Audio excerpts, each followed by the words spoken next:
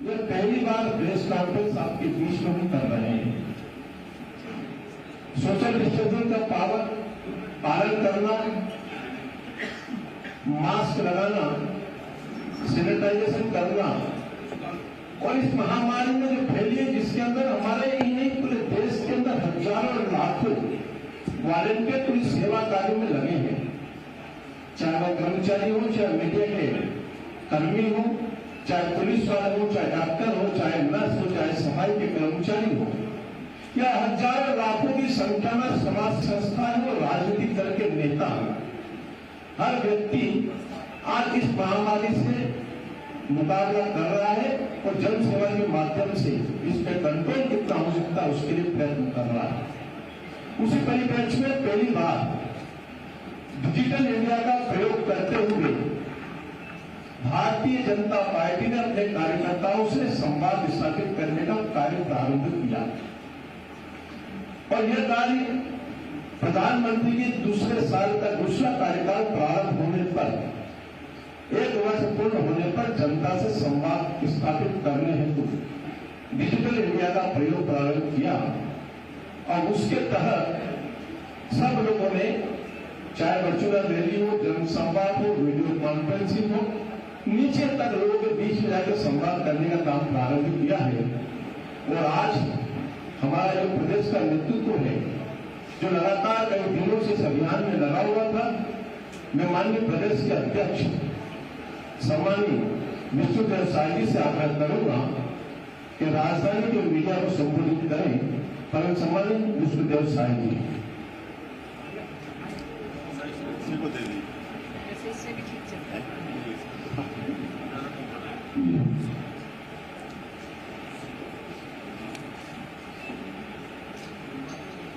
आज के press conference में उपस्थित भारतीय जनता पार्टी के राष्ट्रीय उपाध्यक्ष एवं हमारे छत्तीसगढ़ के पूर्व मुख्यमंत्री आदरणीय डॉक्टर रमन सिंह जी, राष्ट्रीय महामंत्री एवं राज्यसभा सांसद श्री सरोज पांडे जी, आदरणीय श्री राम विचार नेताम जी, अनुसूचित जनजाति मोर्चा के राष्ट्रीय अध्यक्ष एवं राज्यसभा सांसद आदरणीय ब्रिजमोहन अग्रवाल जी, आदरणीय सचिदानंद उपासने जी, प्रदेश प्रवक्ता और हमारे वर्चुअल रैली के संयोजक राजेश मोहन जी, सह संयोजक भूपेन्द्र सोमानी जी, हमारे रायपुर जिला के अध्यक्ष राजीव अग्रवाल जी, संजय श्रीवास्तव जी और सभी प्रेस के मित्रगण। आज हमारा सौभाग्य प्रदेश अध्यक्ष के नाते इस प्रेस कॉन्फ्रेंस में हमारे प्रदेश के सभी राष्ट्रीय नेतृत्व और प्रदेश नेतृत्व यहाँ पर उपस्थित है। मैं उनका हृदय से अभिनंदन और स्वागत करता हूँ और साथ ही साथ राजधानी के सभी प्रेस के मित्रों का भी अभिनंदन और स्वागत करता हूँ। बंधुओं, आज का ये प्रेस कॉन्फ्रेंस हमारे देश के यशस्वी प्रधानमंत्री श्री नरेंद्र मोदी जी के दूसरे शासनकाल का एक शानदार वर्ष पूरा हुआ है और इस एक वर्ष में भी आदरणीय प्रधानमंत्री जी ने इस देश को अनेक सौगात दिए हैं और जिसको हमारी पार्टी देश के एक घरों तक पहुंचाने का काम कर रही है और कल उसका फाइनल एक जो बड़ी वर्चुअल रैली होनी है 28 जून को दिन रविवार 12:30 बजे, उस संबंध में है। हम सब लोगों को मालूम है कि वैश्विक महामारी कोरोना से पूरा विश्व पीड़ित है, हमारा देश भी पीड़ित है। आदरणीय प्रधानमंत्री जी के नेतृत्व में हमारा ये देश, एक तो मैं उनके पहले 5 साल का भी जिक्र करना चाहूंगा। जब वो प्रधानमंत्री बने तो उन्होंने कहा था कि हमारी सरकार गरीबों के लिए समर्पित सरकार रहेगी और सबका साथ सबका विकास का मूल मंत्र लेकर पहले के 5 साल में उन्होंने अंत्योदय का काम किया, गरीब कल्याण का काम किया, हमारे देश के करोड़ों लोगों को आवास देने का काम किया, करोड़ों माता बहनों के सम्मान के लिए घर घर शौचालय का निर्माण हो, इसकी चिंता की। गरीबों के खाते खुले, गरीबों के यहाँ धुआं से मुक्ति के लिए गैस का सिलेंडर मिला। हमारे इस देश के किसान जो अन्नदाता हैं उनको कृषक सम्मान निधि के रूप में उनका सम्मान बढ़ाया गया। और सुरक्षा के क्षेत्र में भी हम सब लोगों ने देखा कि सर्जिकल स्ट्राइक और एयर स्ट्राइक ये सब करके देश का मान और सम्मान ही बढ़ा। तो ये 5 साल की उपलब्धियां रही और इसी कारण से इस देश की जनता ने दोबारा भारतीय जनता पार्टी को पहले से भी ज्यादा प्रचंड बहुमत के साथ, और मैं समझता हूं ये पहली बार इस तरह से हुआ कि लगातार दूसरी बार ज्यादा बहुमत से कोई पार्टी की सरकार बनी। और आदरणीय नरेंद्र मोदी जी के नेतृत्व में फिर से देश आगे बढ़ने का काम किया और हमारे प्रधानमंत्री जी ने दूसरी बार सबका साथ सबका विकास और सबका विश्वास, एक भारत श्रेष्ठ भारत, ये सब को मूल मंत्र मानकर आगे काम करना शुरू किया। और 1 साल में ही अनेक उपलब्धि मिली।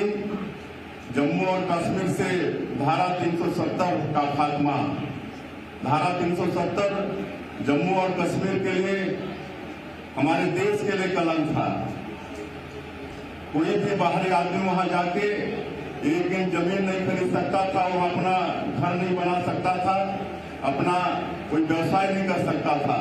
लेकिन आदरणीय मोदी जी ने जम्मू कश्मीर से धारा 370-35 का खात्मा किया और अब जम्मू कश्मीर का विकास का मार्ग प्रशस्त किया।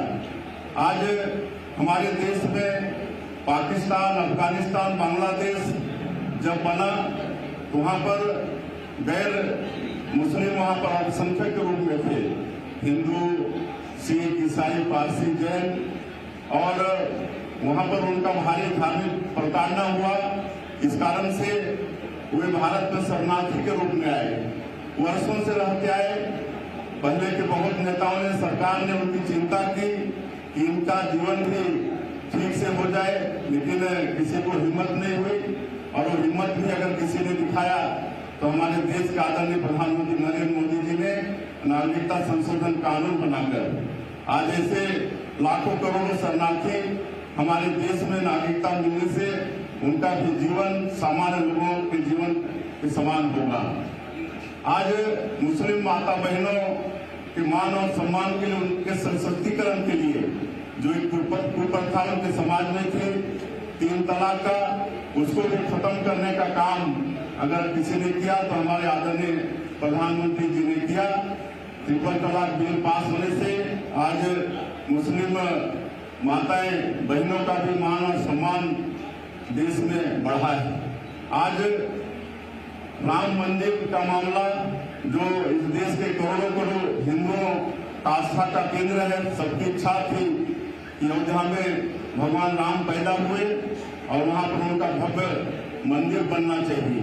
इसके लिए अनेकों प्रयास हुए, मामला सुप्रीम कोर्ट में भी लंबित था, लेकिन सौभाग्य है किसी 1 साल के अंतराल में राम जन्मभूमि का विवाद भी सुलझा और वहां पर मंदिर निर्माण का मार्ग प्रशस्त हुआ।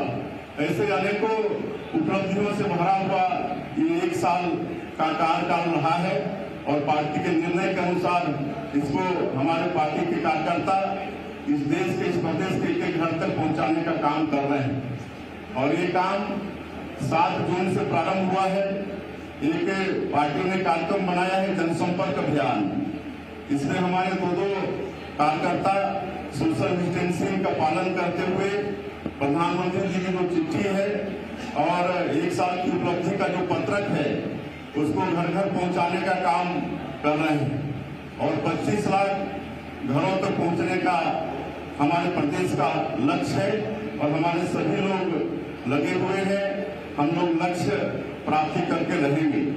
और उसी तरह से चूंकि ये कोरोना महामारी का समय है तो बड़ी बड़ी सभा रैली हम लोग नहीं कर सकते और इसलिए डिजिटल प्लेटफॉर्म के माध्यम से इस 1 साल की उपलब्धि को पहुंचाने का काम कर रहे हैं और इसके लिए लगातार जनसंवाद का कार्यक्रम चल रहा है।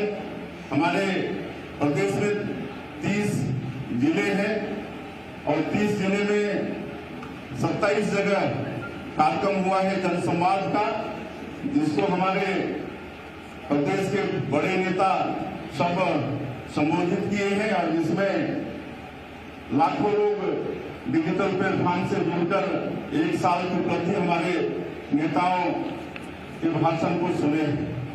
उसी तरह से हमारे जितने मोर्चा और प्रकोष्ठ है उन्होंने भी लोकसभा स्तर में, विधानसभा स्तर में भी जनसंवाद का कार्यक्रम हुआ है। 90 में से अभी तक 71 विधानसभा में जनसंवाद का कार्यक्रम संपन्न हो गया है। हमारे युवा मोर्चा के लोग भी आगे बढ़ चढ़कर लोकसभा वाइज ये जनसंवाद का कार्यक्रम किए हैं और हमारे जो मोर्चा प्रकोष्ठ के प्रभारी हैं राम प्रताप जी, उनके मार्गदर्शन में हमारे मोर्चा और प्रकोष्ठ के लोग बढ़ चढ़कर जनसंवाद का कार्यक्रम किए हैं। जिले में भी हुआ है। तो इस तरह से कुल मिलाकर करीब 10 लाख से ज्यादा लोगों तक इस डिजिटल प्लेटफॉर्म के माध्यम से हम लोग पहुंचे हैं और 1 साल की उपलब्धि को बताने का प्रयास किए हैं। और इसी कड़ी में 28 तारीख को कल एक बड़ा वर्चुअल रैली एकमात्र जो हमारे प्रदेश में होना है वो होना है और उसमें हम लोगों का सौभाग्य है कि मध्य प्रदेश के लोकप्रिय मुख्यमंत्री और भारतीय जनता पार्टी के राष्ट्रीय उपाध्यक्ष श्री शिवराज सिंह चौहान जी उसको संबोधित करने वाले हैं और हम लोगों का लक्ष्य है कि 3 लाख से ज्यादा लोगों को उसमें जोड़ेंगे। लेकिन मेरा पूरा विश्वास है, जिस तरह से अनुभव रहा है हमारे जिलों में जो विधानसभा में और मोर्चा प्रकोष्ठ के द्वारा जो जनसंवाद के कार्यक्रम संपन्न हुए हैं और इसके माध्यम से 10 लाख से ऊपर लोग जुड़े हैं, तो हम लोग कल के वर्चुअल रैली में भी अपना जो टारगेट है 3 लाख का उसको पार करके जाएंगे। मैं समझता हूं कल भी 10 लाख से ज्यादा लोग इस वर्चुअल रैली से जुड़ेंगे, हमारे पार्टी के कार्यकर्ता, और इसमें जनमानस भी जुड़ेगा। तो ये सब है और हम इसे कल के वर्चुअल रैली में और जो भी संपन्न हुआ है जनसंवाद में उसमें 1 साल की जो उपलब्धि है जिसको मैंने गिनाया, उसके साथ साथ प्रदेश सरकार की जो विफलता है उसको भी लोगों तक पहुंचा रहे हैं। क्योंकि यहाँ की जो कांग्रेस की सरकार है 1.5 साल इस सरकार को हुआ है और जिस लोकलुभावन घोषणा पत्र के आधार पर ये सरकार बैठी है, लेकिन 1.5 साल में ही ये 2.5 करोड़ छत्तीसगढ़ वालों की नजर से गिर चुकी है। क्योंकि ये एक भी अपने वादे में, एक भी अपने मोर्चा में सफल नहीं हुए हैं, चाहे वो कर्जा माफी की बात हो या धान का कीमत 2500 रुपया क्विंटल देने की बात हो या शराबबंदी की बात हो या बेरोजगार भाई और बहनों को बेरोजगारी भत्ता देने की बात हो या किसी भी मुद्दे में सरकार सफल नहीं हुई है। और आज मैं ये कह सकता हूं कि पूरे प्रदेश में आज इस सरकार के प्रति भारी आक्रोश है। तो इन सब बातों को हमारे लोग इस जनसंवाद के माध्यम से और कल के वर्चुअल की रैली में भी इन सब चर्चा का विषय रहेगा। तो इन्हीं सब बातों के लिए आज का एक प्रेस कॉन्फ्रेंस बुलाए थे, ताकि आप लोगों के माध्यम से प्रदेश के अधिक से अधिक लोगों तक कल के कार्यक्रम की जानकारी हो। और कल के इस कार्यक्रम में हमारी पार्टी संयोजक श्री राजेश मोहन जी को और सह संयोजक भूपेंद्र सवानी जी को बनाए हैं। और पार्टी के सभी लोग, हमारे बड़े नेता लोग सब प्रयास कर रहे हैं। और सिस्को वेबएक्स ऐप है, फेसबुक, ट्विटर, यूट्यूब के लिंक ये सब सारे कार्यकर्ताओं तक भेजे जा रहे हैं। और इनके माध्यम से कल के वर्चुअल रैली में लाखों लोग जुड़ने वाले हैं। और आप सब लोगों के माध्यम से भी सबको समाचार जाए, इसलिए आज का प्रेस कॉन्फ्रेंस आहूत था। मैं आप सब लोगों को फिर से धन्यवाद देते हुए अपनी बात समाप्त करता हूं।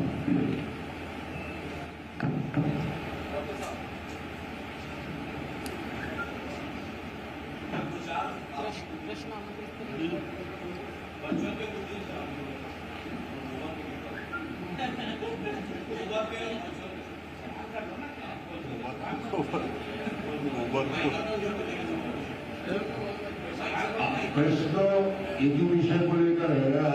कल के रैली को लेकर माननीय सुधा जी हमारे राष्ट्रीय उपाध्यक्ष संबोधित करेंगे और उस विषय को लेकर कोई प्रश्न भी करते हो। डॉक्टर साहब, सारे नेता, हमारे बड़े नेता प्रदेश कमेटी हमारे एकजुट है। हालांकि पॉलिटिकल कॉन्फ्रेंस पहले वर्चुअल तरीके से साइड की हो चुकी है, आज दोबारा कॉन्फ्रेंस किया गया, इसके पीछे कोई स्ट्रैटेजी नहीं होनी चाहिए। कल का वर्चुअल रैली हमारे लिए 10 लाख लोगों को जोड़ने का बहुत बड़ा कार्यक्रम है। और हमारे सौभाग्य से सभी राष्ट्रीय नेतृत्व रायपुर में उपलब्ध भी थे।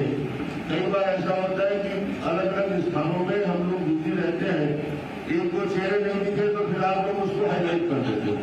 आज जब सब बैठे तो प्रसन्न हो के आप सबका फोटो छाप दिए, उसमें प्रश्न क्यों करते हो? आप सभी को बहुत बहुत धन्यवाद। इससे रिलेटेड आपको सवाल आपसे कल के गोबर को लेकर एक सुझाव राजनीति क्षेत्र बनाया जाना चाहिए, उस पर भाजपा की क्या प्रतिक्रिया? भाजपा क्या से अब माननीय अजय जी ने अपनी प्रतिक्रिया दे दी है, उसमें कोई पार्टी अलग से प्रतिक्रिया देने की जरूरत नहीं है। पार्टी का मतलब है कि पार्टी का व्यक्तिगत है कि पार्टी का हम लोग अफसर अजय चंद्राकर जी का मुद्दा तो ठीक है, लेकिन गोबर खरीदने का सरकार का जो फैसला है उससे बीजेपी का क्या स्टैंड है? बीजेपी की तरीके गोबर खरीदने का कोई विरोध नहीं कर रहे। चलिए धन्यवाद। सर इसके अलावा एनआईए का एक मामला था सर, एनआईए का एक मामला अलग से और यहाँ रुकना